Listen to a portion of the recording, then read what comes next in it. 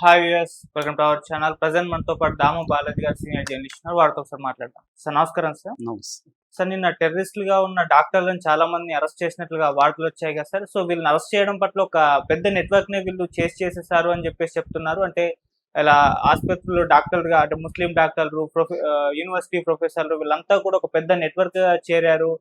ఇప్పుడు ఢిల్లీలో బాంబ్ బ్లాస్ట్‌లకు వీళ్ళే కారణమయ్యారు. ఈ విధంగా దేశంలో ఉగ్రవాద చర్యలకు వీళ్ళు పాల్పడుతున్నట్టుగా ఒక పెద్ద నెట్వర్క్‌లు ఏర్పాటు చేసుకున్నట్టుగా వార్తలొచ్చాయి. సో ఇప్పుడు వీళ్ళని అరెస్ట్ చేసి ఈ నెట్వర్క్ మొత్తాన్ని కూడా ఛేదించేశారంటున్నారు. అసలు ఎవరు వీళ్ళు? ఎలా అరెస్ట్ చేశారు? ఎలా పట్టుకున్నారు? మరి దీనికి సంబంధించి ఎలాంటి వివరాలున్నాయి? నిన్న యాక్చువల్‌గా ఫరీదాబాద్ అంటే దాన్నేమంటారు, హర్యానా రాష్ట్రంలో ఫరీదాబాద్ ఢిల్లీకి దగ్గర ఇది.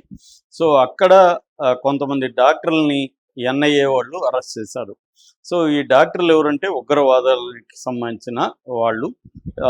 వీళ్ళు ఎవరు, ఈ డాక్టర్లు ఎవరు, వీళ్ళకి ఉగ్రవాదులకు ఉన్న సంబంధం, పాకిస్తాన్ లింక్స్ ఏంటి, వీళ్ళని ఎలా పట్టుకున్నారు, వీళ్ళకి ఢిల్లీ బ్లాస్ట్లకి ఉన్న లింక్ ఏంటి, ఈ విషయాలు ఇప్పుడు వైరల్ అవుతున్నాయి బాగా. దీని గురించి ముందు మనం మాట్లాడుకుందాం.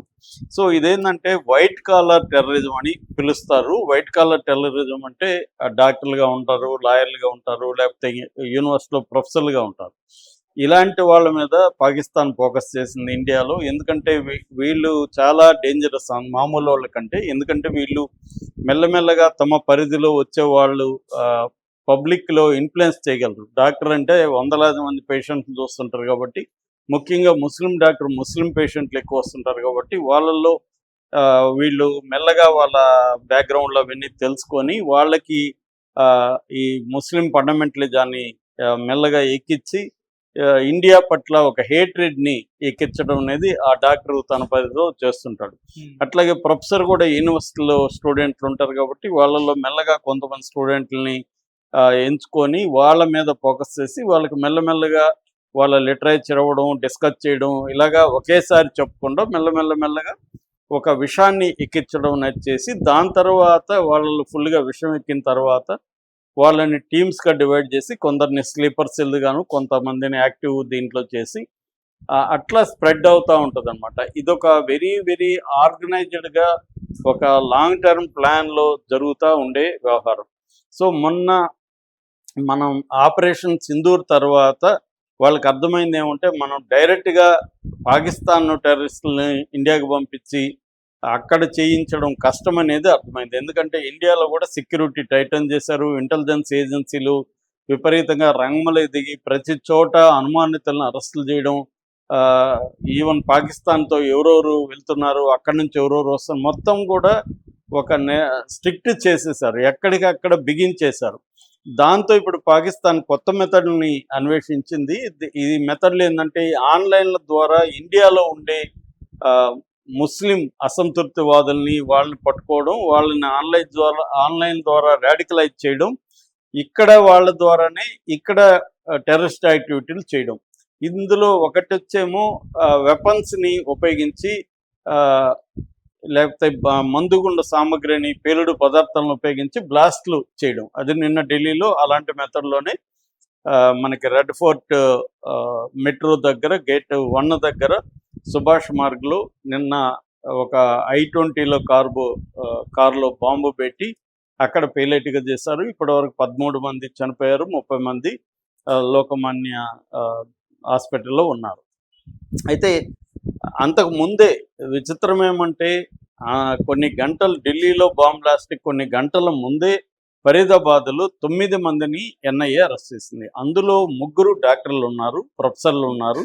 సో వీళ్ళంతా కూడా వైట్ కాలర్ టెర్రరిస్టులు అని చెప్తున్నారు. ఈ 3 డాక్టర్లు ఎవరంటే, డాక్టర్ ముజమ్మిల్ అహ్మద్ అలియాస్ షకీల్, ఇతను వచ్చి అసిస్టెంట్ ప్రొఫెసర్గా అల్ ఫలాహ్ యూనివర్సిటీలో ఉన్నాడు. అల్ ఫలాహ్ యూనివర్సిటీ అనేది ఒక ప్రైవేటు డీమ్డ్ యూనివర్సిటీ అని చెప్తున్నారు. ఇందులో ఎక్కువ ముస్లిం స్టూడెంట్స్ ఉన్నారు. ఈ యూనివర్సిటీలో ప్రొఫెసర్గా ఉంటున్న ఈ షకీల్ లేదా ముజమ్మిల్ అహ్మద్, ఇతను ప్రొఫెసర్గా ఉంటూ, అసిస్టెంట్ ప్రొఫెసర్గా ఉంటూ స్టూడెంట్లని రాడికలైజేషన్ అంటారు, అంటే ఇస్లామిక్ రాడికలైజేషన్. ఇస్లాం మతం గొప్పదని, హిందూ మతం ఇస్లాం మతాన్ని తొక్కేయాలని ట్రై చేస్తుందని, కాబట్టి మనం ఇస్లాం కోసం మార్తైర్స్గా అంటే అమరులుగా మారిపోవాలి, ప్రాణాలు అర్పించాలి అనే ఒక భావాల్ని వాళ్ళలో చొప్పించడం అనేది ఇతను ప్రధానంగా చేస్తున్నాడు. ఇక రెండవది అదిల్ అహ్మద్ రతర్ అంటారు. ఇతని దగ్గర లాకర్ ఉంది. ఆ లాకర్లో AK-47 దొరికింది. అట్లాగే మిలిటెంట్లకు ఈయన వైద్యం కూడా చేస్తున్నాడు. ఈయన మెడికల్ డాక్టర్. ఈయన మిలిటెంట్స్, ముస్లిం మిలిటెంట్స్ ఎవరైతే ఉన్నారో వాళ్ళకి ఫ్రీగా వైద్యం చేస్తున్నట్టుగా వీళ్ళు కనిపెట్టారు. అట్లాగే డాక్టర్ షహీద్, ఈమె ఉమెన్ డాక్టరు, లక్నో బేస్డ్గా పనిచేస్తుంది. ఈమె కారులో ఒక AK-47 దొరికిందనమాట. అట్లాగే మౌల్వి ఇర్ఫాన్ అహ్మద్ అనే ఇంకొక అతన్ని అరెస్ట్ చేశారు. సో ఇతను క్లెరిక్ అంటారు కదా, ముస్లిం మత పెద్ద అనమాట ఇతను జకీర్ మూసా అనే ఒక పాపులర్ టెర్రరిస్ట్కి సంబంధాలు ఉన్నట్టుగా చెప్పారు. వీళ్ళ దగ్గర దాదాపు 3000 కేజీలు, అంటే కరెక్ట్ చెప్పాలంటే 2900 పైన కేజీలు పేలుడు పదార్థాలు దొరికాయి. ఇందులో అమ్మోనియం నైట్రేటు, సల్ఫరు ఇలాంటివి ఉన్నాయి. అమ్మోనియం నైట్రేట్ చాలా పవర్ఫుల్ అని చెప్తున్నారు. అదే దాదాపు 350 కేజీల వరకు దొరికిందనమాట. దాంతోపాటు 2 AK-47లు, పిస్టల్స్ దొరికాయి. టైమర్ బాంబులు అంటారు కదా, అలాగే టైమర్ బాంబులు 20 దొరికాయి. డెటనేటర్స్ దొరికాయి. గ్రెనేడ్స్ దొరికాయి. సో అట్లాగే పాకిస్తాన్ టెర్రరిస్టులతో ఉన్న కనెక్షన్ కూడా దొరికింది.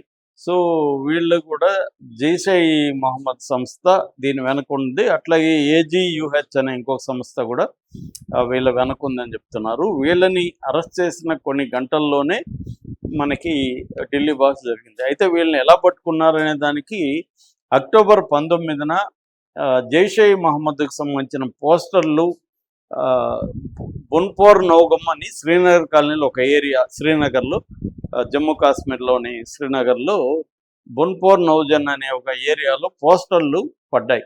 ఈ పోస్టర్లు ఎవరు వేశారు ఏంటనేది ఇన్వెస్టిగేషన్ మొదలైంది. CCTV ఫుటేజ్ల ద్వారా ఎవరు వేశారు ఏంటనేది ట్రేస్ చేయగలిగారు. అందులో ఇద్దరిని పట్టుకున్నారు. ఆ ఇద్దరి ద్వారా వీళ్ళ వివరాలు తెలిసాయన్నమాట. ఆ తర్వాత అక్టోబర్ 30లో కొంతమందిని అరెస్ట్ చేశారు.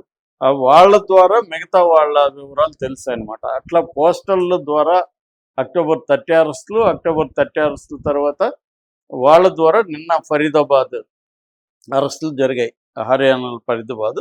ఇలాగా వెళ్ళి పట్టుకోగలిగారు. అంటే పోస్టర్లు వేయడం ద్వారా అక్కడి నుంచి లింకుల్ని తీసుకొని వచ్చి పట్టుకున్నారు.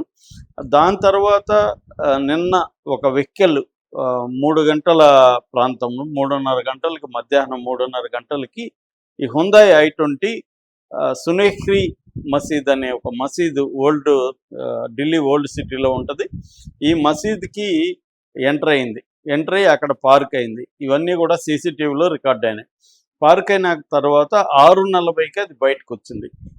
దాని తర్వాత దానికి దగ్గరలో ఉండే red fort metro gate number 1 దగ్గర సుభాష్ మార్గ్లో ఈ వెహికలే స్లోగా వచ్చి అక్కడ సిగ్నల్ పడింది. సిగ్నల్ దగ్గర ఆగింది. 6:52 అది పేలింది.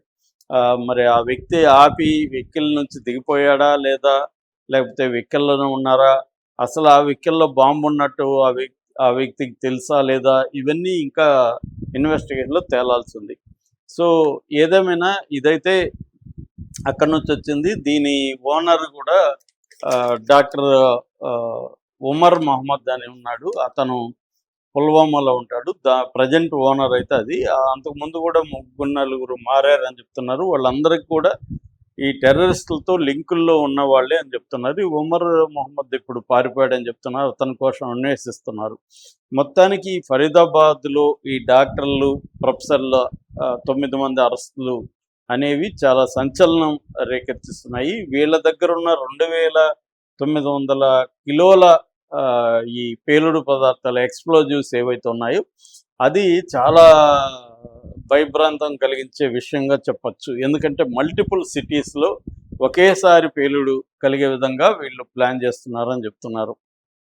సో వీళ్ళు గత కొంతకాలంగా కొంతమంది యూత్ని టీమ్స్గా రెడీ చేసి వీళ్ళని వివిధ సిటీల్లోకి పంపించి ఈ పేలుడు పదార్థాలను వెహికల్లో పెట్టి ఒకేసారి మల్టిపుల్ బ్లాస్ట్లు మల్టిపుల్ సిటీస్లో పేలి దేశాన్ని భయభ్రాంతం చేసే ఒక కార్యక్రమం చేస్తున్నట్టుగా చెప్తుంది. దీన్ని వైట్ కాలర్ టెర్రరిజం అని మన ఇండియన్ ఇన్వెస్టిగేటివ్ ఏజెన్సీలు చెప్తున్నారు అన్నమాట.